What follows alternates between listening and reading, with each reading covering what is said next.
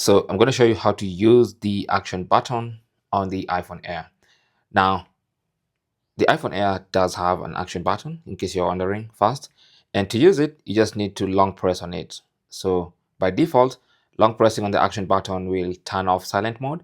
And when you long press again, it's going to turn on silent mode. Press again, turns off silent mode. Press again, turns on silent mode. Now you can customize the action button to do whatever you want it to do.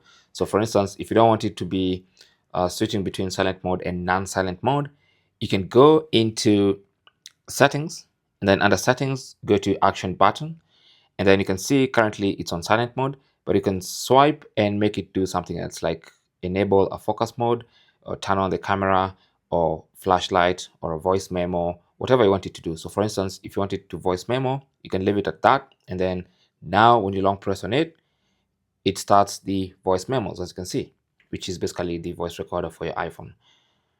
So that is basically how to use the action button. Now there's no function for a single press.